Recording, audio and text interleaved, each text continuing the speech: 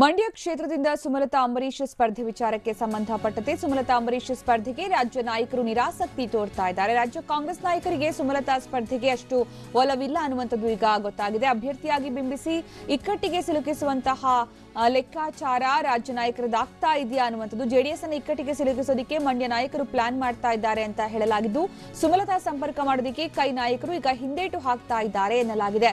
ಸ್ಪರ್ಧೆಗೆ ಸುಮಲತಾ ಇಂಗಿತ ವ್ಯಕ್ತಪಡಿಸಿದ್ರು ಕೂಡ ಹಿಂದೇಟು ಹಾಕ್ತಾ ಇರೋದು ಕೈ ನಾಯಕರ ಲೆಕ್ಕಾಚಾರ ಏನಿರಬಹುದು ಅನ್ನುವಂತಹ ಅನುಮಾನವನ್ನ ಹುಟ್ಟು ಹಾಕಿದೆ. ಇನ್ನು ಟಿಕೆಟ್ ಕೊಡೋದಕ್ಕೆ ನಿರ್ಧರಿಸಿದ್ರೆ ಮಂಡ್ಯದಿಂದಲೇ ನೀಡಬೇಕು, ಇದರಿಂದ ಜೆಡಿಎಸ್ ಜೊತೆ ಮತ್ತೆ ಖ್ಯಾತೆ ತೆಗಿಬೇಕು ಅನ್ನುವಂಥದ್ದು ಈಗ ಕಾಂಗ್ರೆಸ್ನ ಆತಂಕವಾಗಿದೆ. ಇನ್ನು ಇಲ್ಲದೆ ಹೋದ್ರೆ ಹಾಲಿ ಕಾಂಗ್ರೆಸ್ ಸಂಸದರ ಕ್ಷೇತ್ರವನ್ನ ಜೆಡಿಎಸ್ಗೆ ಬಿಟ್ಕೊಡ್ಬೇಕಾಗುತ್ತೆ. ಇದರ ಬದಲು ಸುಮ್ಮನೆ ಕಾದು ನೋಡುವ ತಂತ್ರವೇ ಒಳ್ಳೆಯದು ಅಂತ ರಾಜ್ಯ ನಾಯಕರು ನಿರ್ಧಾರ ಮಾಡಿದ್ದಾರೆ ಎನ್ನಲಾಗಿದೆ. ಈ ಬಗ್ಗೆ ಹೆಚ್ಚಿನ ಮಾಹಿತಿ ನೀಡ್ತಾರೆ ನಮ್ಮ ಪ್ರತಿನಿಧಿ ಪ್ರಸನ್ನ. ಈಗ ಸುಮಲತಾ ಅಂಬರೀಶ್ ಸ್ಪರ್ಧೆ ವಿಚಾರ ಸಾಕಷ್ಟು ರಾಜಕೀಯ ದಾಳ ಆಗ್ತಾ ಇದೆಯಾ ಕಾಂಗ್ರೆಸ್ ಮತ್ತೆ ಜೆಡಿಎಸ್ ನಡುವೆ ಅಂತ? ಖಂಡಿತ ಸುಕನ್ಯಾ, ಸುಮಲತಾ ಅಂಬರೀಶ್ ಅವರನ್ನ ಮಂಡ್ಯದಿಂದ ಸ್ಪರ್ಧೆ ಮಾಡಿಸಿ ಕಣಕ್ಕಿಳಿಸಲೇಬೇಕು ಅಂತ ಹೇಳಿ ಈಗಾಗಲೇ ಮಂಡ್ಯ ಸ್ಥಳೀಯ ಕಾಂಗ್ರೆಸ್ ನಾಯಕರು ಒಂದು ರೀತಿಯ ತೀರ್ಮಾನವನ್ನ ಮಾಡಿದ್ದಾರೆ. ಆ ಮೂಲಕ ಜೆಡಿಎಸ್ ಅನ್ನ ಇಕ್ಕಟ್ಟಿಗೆ ಸಿಲುಕಿಸಬಹುದು. ಮಂಡ್ಯವನ್ನ ತನ್ನ ಬಳಿ ಇಟ್ಕೊಂಡಿರುವಂತಹ ಜೆಡಿಎಸ್ ಅದನ್ನ ಕಾಂಗ್ರೆಸ್ಗೆ ಬಿಟ್ಕೊಡುವಂತಹ ರೀತಿಯಲ್ಲಿ ಅದನ್ನ ದಾಳವಾಗಿ ಪ್ರಯೋಗಿಸಬಹುದು ಅಂತ ಹೇಳಿ ಸ್ಥಳೀಯ ಕಾಂಗ್ರೆಸ್ ನಾಯಕರ ಒಂದು ಯೋಚನೆ. ಇದೇ ನಿಟ್ಟಿನಲ್ಲಿ ನಿನ್ನೆಯೂ ಕೂಡ 1000ಕ್ಕೂ ಹೆಚ್ಚು ಮಂದಿ ಅಭಿಮಾನಿಗಳು ಮತ್ತು ಕಾರ್ಯಕರ್ತರು ಅಂಬರೀಶ್ ಬೆಂಬಲಿಗರು ಬಂದು ಸುಮಲತಾ ಅವರಿಗೆ ಸ್ಪರ್ಧೆ ಮಾಡುವಂತೆ ಸಾಕಷ್ಟು ಒತ್ತಡವನ್ನು ಕೂಡ ಹೇರಿದ್ದಾರೆ. ಆದ್ರೆ ರಾಜ್ಯ ನಾಯಕರು ಮಾತ್ರ ಈ ಬಗ್ಗೆ ಒಂದಷ್ಟು ನಿರಾಸಕ್ತಿಯನ್ನ ತೋರಿಸ್ತಾ ಇದ್ದಾರೆ. ಇದಕ್ಕೆ ಮೂಲ ಕಾರಣ ಅಂತಂದ್ರೆ ಜೆಡಿಎಸ್ ಅಲ್ಲಿ ಈಗಾಗಲೇ ಮಂಡ್ಯದಲ್ಲಿ ಸಂಸದರನ್ನ ಹೊಂದಿದೆ. ಮುಂಬರುವಂತ ಲೋಕಸಭಾ ಚುನಾವಣೆಯಲ್ಲೂ ಕೂಡ ಜೆಡಿಎಸ್ಗೆ ಆ ಒಂದು ಮಂಡ್ಯ ಕ್ಷೇತ್ರವನ್ನ ಬಿಟ್ಕೊಡ್ಬೇಕಾಗುತ್ತೆ. ಆದ್ರೆ ಸುಮಲತಾ ಅಂಬರೀಶ್ ಅವರನ್ನ ಕಣಕ್ಕಿಳಿಸೋದೇ ಆದ್ರೆ ಕಾಂಗ್ರೆಸ್ ಟಿಕೆಟ್ ಅನ್ನ ಪಡಿಬೇಕು. ಇಲ್ಲಿ ಕಾಂಗ್ರೆಸ್ ಮಂಡ್ಯವನ್ನ ಪಡಿಸುವಂತಾದ್ರೆ ಇನ್ನೊಂದು ಹಾಲಿ ಕಾಂಗ್ರೆಸ್ ಸಂಸದರನ್ನ ಹೊಂದಿರುವಂತಹ ಒಂದು ಕ್ಷೇತ್ರವನ್ನ ಜೆಡಿಎಸ್ಗೆ ಬಿಟ್ಕೊಡ್ಬೇಕಾಗತ್ತೆ. ಆ ಮೂಲಕ ಇಕ್ಕಟ್ಟಿಗೆ ತಾನೇ ಸಿಕ್ಕದಂತಾಗಬಹುದು ಅನ್ನುವಂತ ಒಂದು ರೀತಿಯ ಅನುಮಾನಗಳು ಕೂಡ ರಾಜ್ಯ ನಾಯಕರನ್ನ ಕಾಡ್ತಾ ಇದ್ದಾವೆ.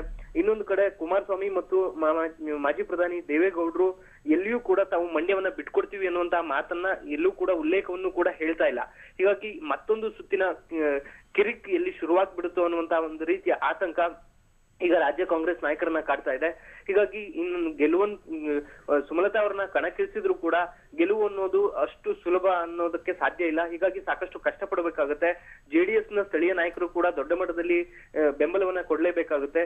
ಇದೆಲ್ಲ ನಿಟ್ಟಿನಲ್ಲಿ ಯೋಚನೆ ಮಾಡಿದ್ರೆ ಒಂದಷ್ಟು ದಿನ ಕಾದು ನೋಡುವ ತಂತ್ರವನ್ನ ಪ್ರಯೋಗಿಸೋದು ಒಳ್ಳೆಯದು ಮತ್ತು ಚರ್ಚೆಗೆ ಬಂದ ನಂತರವಷ್ಟೇ ಇದನ್ನ ಕೂಲಂಕುಷವಾಗಿ ಪರಿಶೀಲನೆ ಮಾಡೋಣ ಅನ್ನುವಂತ ನಿರ್ಧಾರಕ್ಕೆ ಇದೀಗ ರಾಜ್ಯ ಕಾಂಗ್ರೆಸ್ ನಾಯಕರು ಬಂದಿದ್ದಾರೆ. ಸುಕನ್ಯಾ, ಆದ್ರೆ ಪ್ರಸನ್ನ, ಈ ರೀತಿ ರಾಜಕೀಯ ದಾಳ ಆಗೋದಕ್ಕೆ ಸುಮಲತಾ ಅಂಬರೀಶ್ ಒಪ್ತಾ ಇದ್ದಾರಾ? ಅವ್ರಿಗೆ ಗೇಮ್ ಪ್ಲಾನ್ ಎಲ್ಲ ಅರ್ಥ ಆಗ್ಬಿಟ್ರೆ ಅವರ ನಿರ್ಧಾರ ಏನಾಗಿರಬಹುದು ಆಗ ಅಂತ?